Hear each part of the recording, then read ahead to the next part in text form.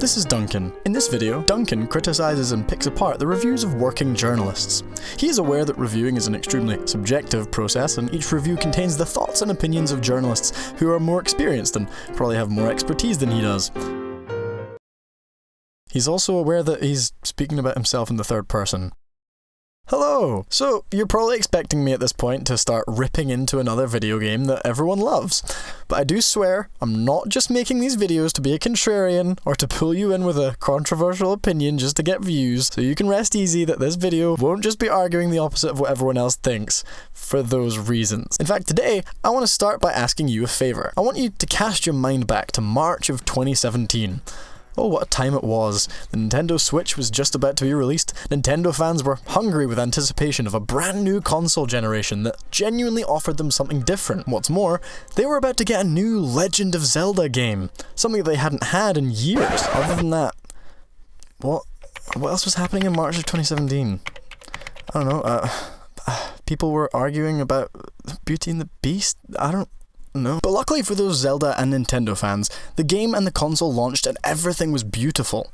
The console was fun, it was easy to use, it worked, people were genuinely excited about it, and mainstream gamers and Nintendo fans alike could get excited for it. Breath of the Wild offered new fans like me a chance to jump in and see what all the fuss was about. At the same time, it offered existing Zelda fans a chance to see that their favourite video game franchise that they had grown up with had grown up alongside them. It was a truly fantastic game, and probably one of the best console launch titles of all time. If you're sensing a but here, you're on the right lines. But all of this context, this timing, this circumstance, it came at a price. At least for someone like me who wasn't a Zelda fan at the time, Breath of the Wild was just the next big open world blockbuster game. So you see, for people like me, the extreme, and I mean extreme, critical acclaim that this video game arrived on the shelves to seemed a little, well, you guessed it, extreme. Breath of the Wild swept up 10 out of 10s from pretty much every outlet there is that reviews games. Seriously, look at the Metacritic page for this game and you will be dumbfounded. And to be fair, it's not all too shocking to see because the game is superb. Let me stress that point now. But what I couldn't help notice at the time, and seriously understand now that I've done a lot of research on it, is that a lot of critics got things wrong when they reviewed this game. And that is my main problem. That's my main point of this video, is that the game is great, but the reviews are the thing that I have a problem with. But lucky for you, I'm going to tell you exactly what happened. the Nintendo score hike. So the Nintendo score hike is what happens pretty much whenever a new Nintendo game is released. All of those above factors that came into play with the release of Botwa, yep, we're calling it that now, the nostalgia, the cutesy characters, the fun styles, the attachment that people have to them, result in a game getting much higher review scores than they perhaps deserve. Have you ever noticed that pretty much every Nintendo game that comes out gets an oddly high score, almost regardless of the content of the game, the problems with that game, the harshness of the review even? High review scores seem to be constant no matter what for Nintendo games. And again, most of the time Nintendo games are great, so it's not that surprising. But the fact is,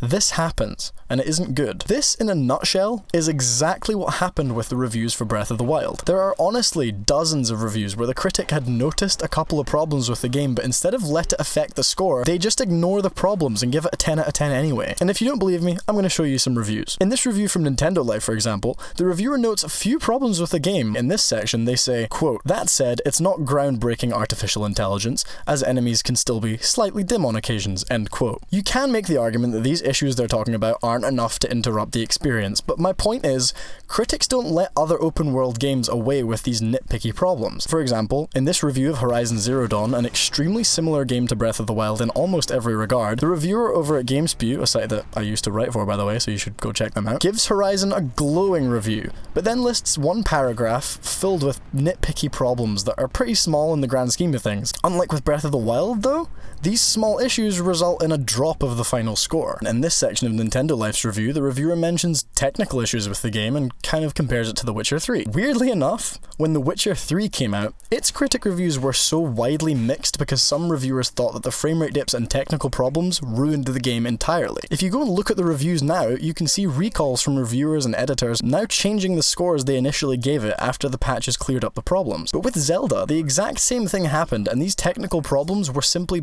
just part and parcel of being an open world game. So if CD Projekt Red aren't allowed technical difficulties, Why are Nintendo? Speaking of other open world games, they too were pretty much completely neglected in Breath of the Wild's reviews. For some reason, reviewers didn't compare the game to Horizon Zero Dawn or The Witcher 3 or to GTA 5 or even Skyrim. Instead, people reviewed Botwa as this Nintendo entity that didn't exist in a world of video games, but in a world of Nintendo, comparing it only to Zelda and Nintendo games. And okay, don't get me wrong here, context in terms of comparing sequels to a predecessor is really important, but only comparing games to the other games in a franchise isn't a fair review angle. That's like if a review went, "This Call of Duty game is so much better than the one from 2 years ago, so it's the Best game of all time." You don't see that. Instead, you should see, compared to Battlefield, Titanfall, Halo, other contemporary shooting games of this day and age, this Call of Duty game stacks up and beats the competition because of X or Y. Context of a game as to where it drops in a franchise or a trilogy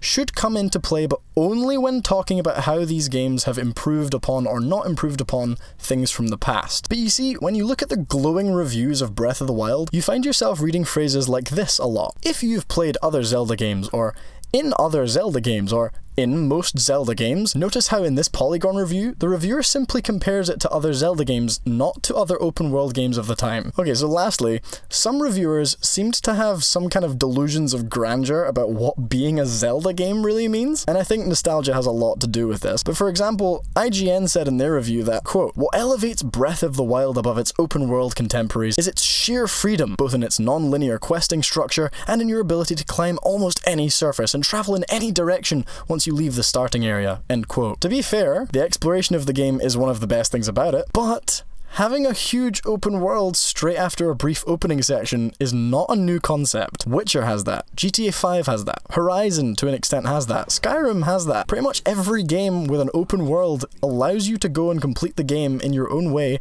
and in whatever order you discover things in. Saying that Zelda giving you freedom makes it better than every other video game on the market is a bit like America saying that it's the best country in the world simply because it has freedom. Canada has freedom. Japan has freedom. The UK, France, Italy, Germany, Spain, Australia, Belgium has freedom. Once again, going back to this Nintendo Life review, they seem to think that Botwa had this huge, amazing narrative that they even reassured they wouldn't spoil in their review. I honestly don't know what there would be to spoil, but I digress. They said, quote, "If Mario is all about precise mechanics and pure enjoyment, Zelda is a series that focuses on storytelling, world building, and classical tropes of good against evil, hero against returning villain," end quote. See? It's almost like critics have Zelda pegged as this grand story game, even though the comparison with Mario actually shows them to be the exact same game. See, my question with Breath of the Wild has always been, if it was the same game, but released under a different name, with a different publisher, released on other consoles, would it have received the same review scores that it did? In my humble opinion, no, it absolutely wouldn't. Suddenly, the critics probably wouldn't forgive the annoying weapon wear and tear that they all hate and don't bring up. They would see that the story in Zelda is as basic and as plain as they come in video games. They'd also probably see that compared with other open world games, the quests are extremely bland and are very few in number, and also the frame rate dips would definitely get a lot of criticism if it was released on other consoles. Hell, if it wasn't Nintendo, this game would probably get sick for having a physics system that's too realistic and isn't practical. Similarly to how GTA 5 did in this review, you know, because watching when you cross a road is annoying, but having to put away metal weapons in a thunderstorm to avoid instant death is totally fine. Hey, thank you so much for getting to the end of the video. I really appreciate it. Now if you could do me a really big favor and hit that subscribe button, that would really help me and Ollie out. That's it from me. I'm not going to take up any more of your valuable time. Thank you so much for getting to the end of the video, and tune in next time.